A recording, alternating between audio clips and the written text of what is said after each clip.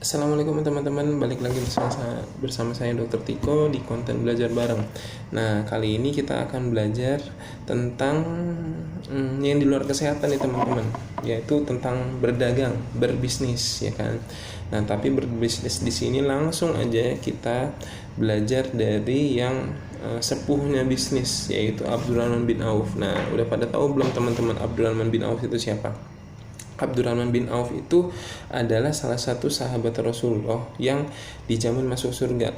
Nah, udah sahabat Rasulullah dan dijamin masuk surga, udah pasti top share untuk kita pelajarin kehidupannya teman-teman ya. Nah, di sini Abdurrahman bin Auf itu memang punya kelebihan di bidang perdagangan. Memang semuanya itu sahabat Rasulullah banyak yang kaya raya, banyak yang jago bisnis. Tapi Abdurrahman bin Auf ini dari riwayatnya itu salah satu yang paling ahli dalam berbisnis. Nah, makanya itu kita langsung aja belajar bagaimana sih caranya berdagang sesuai sama Abdurrahman bin Auf. Di sini pun saya sebagai dokter umum juga punya bisnis makanan, punya bisnis F&B ya teman-temannya, sama bisnis kesehatan juga, praktek sendiri. Saya pun di sini juga sama-sama belajar bersama teman-teman bagaimana caranya untuk berdagang sesuai sama apa yang dilakukan sama Abdurrahman bin Auf. Oke, jadi pertama itu dimulai dari udah pasti ya, yang namanya orang soleh itu dia orientasinya adalah akhirat terus. Jadi tahu karena memang itu dia adalah hambanya Allah, makanya struktur utama perdagangan pun harus berdasarkan dengan keberkahan. Jadi berdasarkan sama ibadah. Orientasinya itu selalu ke Allah untuk cari pahala. Bagaimana caranya dia berdagang itu untuk mendapatkan menjauhkan diri dari neraka dan mendekatkan diri ke surga. Itu dulu pokoknya. Jadi kalau misalnya konteks yang udah seperti itu, udah pasti nggak cuma dagang sih, semuanya itu akan lancar karena akan sesuai sama aturan yang dibuat oleh pencipta kehidupan kita, itu satu. Jadi apapun harus berdasarkan halal dan haram, akan sesuai sama sunnah atau tidak gitu ya, karena kan gurunya juga Rasulullah, akan sesuai nggak sama yang diajarin sama Rasulullah, seperti itu dulu yang pertama. Yang kedua, pertama itu dari segi udah pasti kalau misalnya kita dagang itu kan cari untung ya teman-teman ya.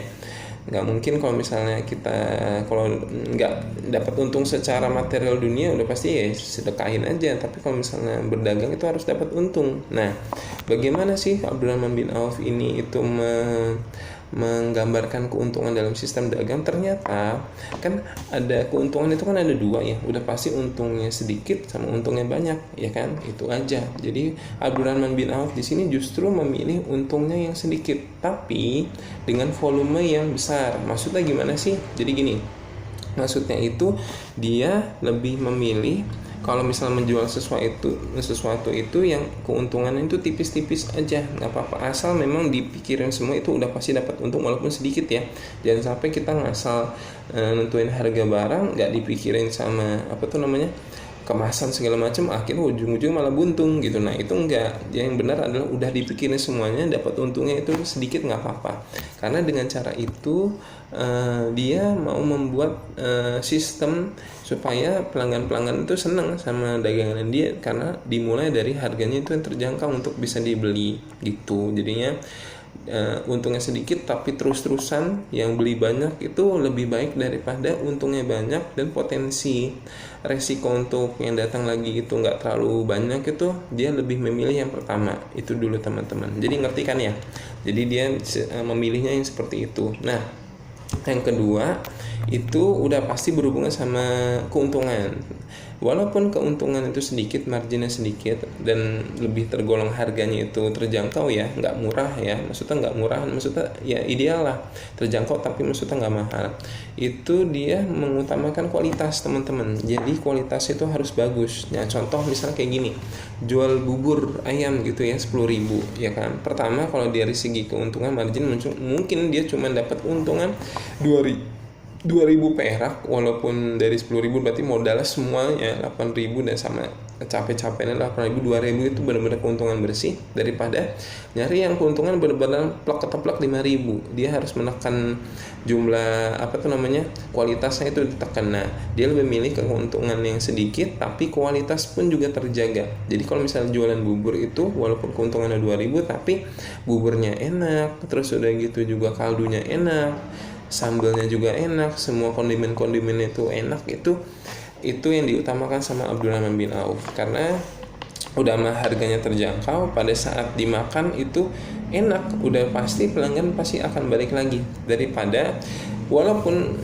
murah ya, misalnya semurah-murahnya dagangan pun kalau nggak enak nggak bakal. Jadi nggak usah jauh-jauh deh, karena semurah-murah misalnya dikasih bubur gitu ya tapi nggak enak, mau nggak nerima lagi? Nggak mau, pasti akan nggak usah gitu, pasti akan kasih aja ke orang lain gitu, saking nggak nyaman untuk dikonsumsi atau dibeli gitu ya. Jadi makanya selain memang harganya itu harus terjangkau, yang kedua itu kualitasnya itu harus bagus juga, karena tanpa itu semua itu nggak akan terbeli lagi si dagangan ya, mau itu makanan mau itu barang gitu. Terus habis itu Abdurrahman bin Auf itu balik lagi ke konsep awal yang berdasarkan sama azasnya keberkahan, terus cari ridho Allah. Nah, orang yang orientasinya ke Allah pasti punya personality sama integritas yang sesuai sama Al-Quran dan Sunnah, yaitu adalah amanah sama jujur. Jadi kalau misalnya kita berdagang itu harus punya sistem seperti itu.